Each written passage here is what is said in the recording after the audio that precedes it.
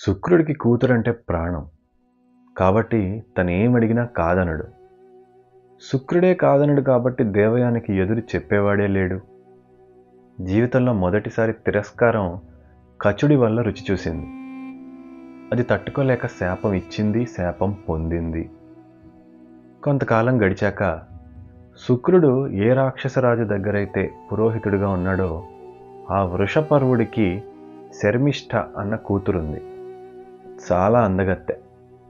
ఒకనాడు శర్మిష్ఠ తన చెలికత్తెలు, దేవయాని తనతో ఉన్నవాళ్ళు అందరూ కూడా ఆటపాటల్లో మునిగి అటున్న నదిలో స్నానం చేసొద్దామని వెళ్ళారు. వాళ్ళ స్నానం మధ్యలో ఉన్నట్టుండి పెద్ద గాలి వీచింది. వాళ్ళు ఒడ్డున పెట్టిన చీరలు ఎగిరిపోతుంటే తొందరలో ఆడపిల్లలు అందరూ పరిగెత్తుకుని వచ్చి హడావిడిలో ఎవరి చీరలు వాళ్ళు కట్టేసుకున్నారు. ఆ తొందరలో శర్మిష్ఠ దేవయాని చీర కట్టుకుంది. అంటే రాజకుమారి శుక్రుడి కూతురు చీర కట్టుకుంది. అది చూసిన దేవయాని, అరే అది నా చీర నువ్వు కట్టేసుకున్నావు అంది. అయ్యో పర్లేదు, ఏదో తొందరలో కట్టేసుకున్నాను, ప్రస్తుతానికి నా చీర నువ్వు కట్టుకోమని స్నేహంతో ఒక మాట చెప్పింది శర్మిష్ఠ. కానీ అది దేవయానికి నచ్చలేదు. నేను శుక్రుడి కూతుర్ని, నీవు ఆయన దయవల్ల బతికే రాజు కూతురు. మా నాన్న మృత సంజీవిని భిక్షతోనే మీ నాన్న బతుకు నడుస్తుంది. అలాంటిది మనమేదో సమానం అయినట్లు నాది నువ్వు నీది నేను వస్త్రాలను ఎలా మార్చుకుంటాం? నీ వస్త్రాన్ని నేను కట్టుకోవడం ఏంటి? నా చీర కట్టుకునే స్థాయి నీకు లేదు శర్మిష్ఠ, దాన్ని తీసి ఇచ్చేయమంది. తండ్రిని అంత మాట అంటే శర్మిష్ఠకి కోపం రాదా? నా తండ్రిని పొగిడి దీవించి వచ్చే సొమ్ముతో నీ బతుకు నీ తండ్రి బతుకు వెళ్తున్నాయి. నిజానికి నీ బట్టలు ఆభరణాలు అన్నీ కూడా నా తండ్రి ఇచ్చిన జీతంతోనే కదా వచ్చింది. అలాంటిది నాకుండాలి ఎక్కువ తక్కువ వ్యత్యాసం. నీకెంత పొగరు కాకపోతే రాకుమారిని నన్నిలా అంటావా అని తన చెలికత్తెల సహాయంతో దేవయానిని పక్కనున్న నూతిలో నెట్టేసి శర్మిష్ఠ వెళ్ళిపోయింది. ఇక్కడ దేవయాని కథలోకి ఇందాక మనం చెప్పుకున్నామే, నహుషుడి కొడుకైన యయాతి వచ్చాడు. ఆ యయాతి మహారాజు వేట కోసమని వచ్చి అలసిపోయి నీటి కోసం ఆ దేవయాని పడి ఉన్న నూతి దగ్గరికి వచ్చాడు. లోపలున్న దేవయానిని చూశాడు. అందాల రాశి, అతి సౌందర్యవతి. అందులో నీటితో తడిసిన శరీరంతో ఉన్న దేవయానిని చూసి యయాతి ఆశ్చర్యపోయాడు. ఓ సుందరి, నీవెవరు? ఇంత అడవిలో ఇలా నూతిలో పడేడుస్తున్నావేంటి? నీ కథ ఏంటి చెప్పమన్నాడు పైకి లాగుతూ. ఆవిడ యయాతిని గుర్తుపట్టింది. ఇంతకుముందు చూసిన మోహంగా ఎరిగింది. అడవిలో పలుమార్లు వేటకి వచ్చిన యయాతిని చూసిన దేవయాని, యయాతి మహారాజా, నేను రాక్షసులకి ప్రాణదానం చేసి వారిని బ్రతికించి దీవిస్తున్న శుక్రాచార్యుని కూతురుని. కాలు జారి నూతిలో పొరపాటున పడిపోయానంది. సరే, యయాతి మహారాజు జాలిపడి ఆ పిల్లని నూతి నుండి పైకి తీశాడు. జాగ్రత్తగా పంపి తను తిరిగి తన రాజ్యానికి వెళ్ళిపోయాడు.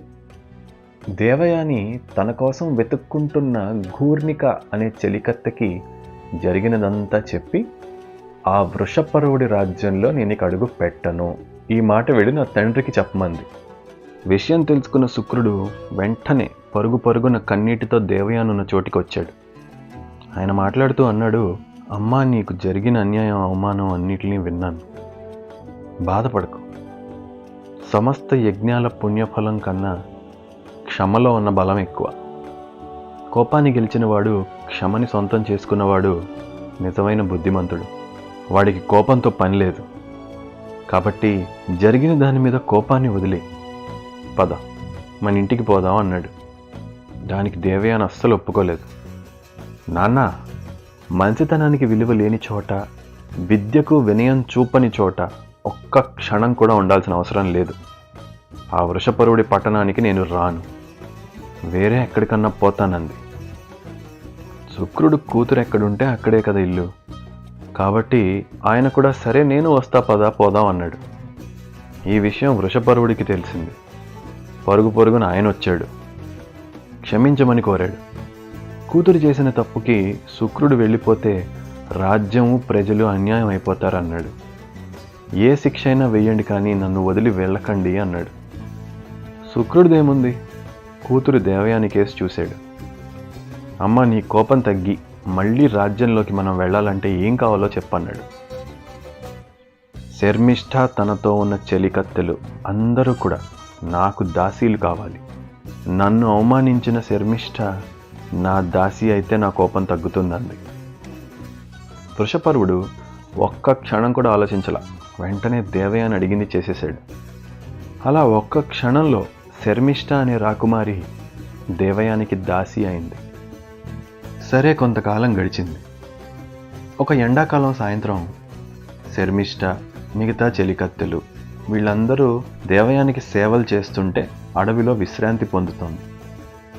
అక్కడికి అదే సమయంలో మళ్ళీ ఆ యయాతి మహారాజు వేటకొచ్చాడు. ఇంతమంది అందమైన ఆడవాళ్ళని చూసి వాళ్ళున్న చోట నూతి ఉంటే ఎండలో తిరిగి తిరిగి దాహంతో తప్పిస్తూ యయాతి మహారాజు అక్కడికి వచ్చాడు. వాళ్ళందరూ ఆ మహారాజుకి మర్యాదలు చేసి కూర్చోబెట్టారు. ఇంతకుముందు కాపాడిన దేవయానిని చూసి గుర్తుపట్టాడు, పలకరించాడు. అప్పుడు పక్కనే ఉన్న శర్మిష్ఠని చూశాడు. శర్మిష్ఠ నుండి కళ్ళు తిప్పుకోలేకుండా యయాతి మహారాజు ప్రశ్న వేశాడు. మీరెవరు? ఇంతమంది ఎక్కడి వాళ్ళు అని అడిగాడు. దేవయాని సమాధానం ఇచ్చింది. నీవు నన్ను ఎరుగుదువు, ఇంకా వీళ్ళ నా దాసీజనం.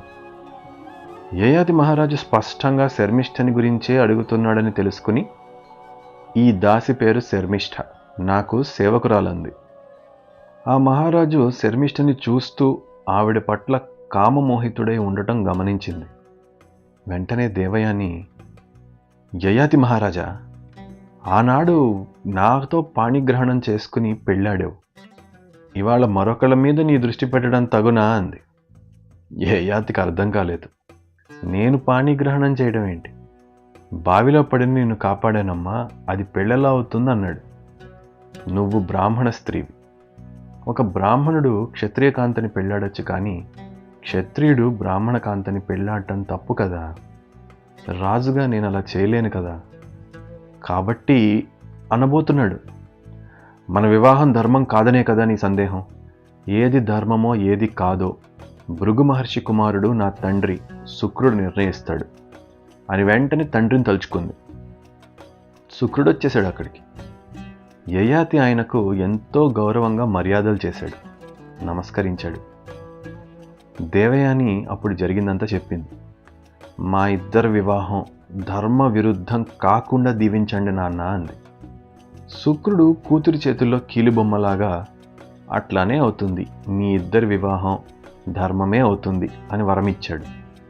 యయాతితో అన్నాడు, నా కూతుర్ని ధర్మపత్నిని చేసుకో, అలాగే తనతో పాటున్న శర్మిష్ఠని, ఈ చెలికత్తల్ని అందరినీ నువ్వే పోషించుకనించి, వేసుకోవడానికి దుస్తులు, ఆభరణాలు, తినటానికి భోజనం, రక్షణ అన్నీ ఏర్పాటు చేయి, సుఖంగా చూసుకో, కానీ శారీరక సంబంధం మాత్రం నువ్వు శర్మిష్ఠతో పెట్టుకోకన్నాడు.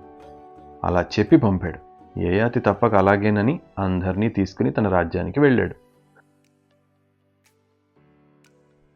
ప్రతి దానికి మా నాన్న మినిస్టర్ అని రికమెండేషన్ తెప్పించే క్యాండిడేట్ దేవయాని. క్లియర్గా తెలిసిపోతోంది. కోపం వచ్చింది, శుక్రుని అడ్డుపెట్టుకుని శర్మిష్ఠని దాసి చేసుకుంది. రాజు వృషపర్వుడు కూతురి సుఖం కన్నా రాజ్యం మంచి కోరి ఒప్పుకున్నాడు. ఆ కాలంలో మంచి రాజులు. తర్వాత యయాతి క్షత్రియుడు. న్యాచురల్గా శర్మిష్ఠ క్షత్రియ కాంత అవటం వల్ల అట్రాక్ట్ అయ్యాడు. అది చూసి దేవయాని ఓర్చుకోలేకపోయింది. అదే ఆదిపర్వం, అదే వినత కద్రువుల కథ. ఇద్దరు ఆడవాళ్ళ ఒకళ్ళంటే ఒకళ్ళకి అసూయపడే కథ. వినత దాసీగానే ఉండాలని కద్రువ, ఇక్కడ శర్మిష్ఠ దాసీగానే ఉండాలని దేవయాని. ఏం చేసింది? కచుణ్ణి ప్రేమించానంది. ఇప్పుడు యయాతి చేయి పట్టి బయటికి లాగిన పాపానికి పాణిగ్రహణం, పెళ్ళి అంటోంది. అక్కడ కూడా మళ్ళీ తండ్రి జోక్యం తెచ్చి పెళ్లి చేసుకుంది. ఎలాగన్నా శర్మిష్ఠని దాసీగానే ఉంచుదామని తండ్రి శుక్రుడు కూడా యయాతి క్షత్రియుడు, శర్మిష్ఠ క్షత్రియకాంత్ అని తెలిసి తనతో ఫిజికల్ రిలేషన్షిప్ వద్దన్నాడు. కూతురి మనసు బాగానే అర్థం చేసుకున్నాడు. శర్మిష్ఠ అవుట్ హౌస్లో, దేవయాని రాజమందిరంలో. తర్వాత కథ ఏమైందో నెక్స్ట్ ఎపిసోడ్లో చూద్దాం.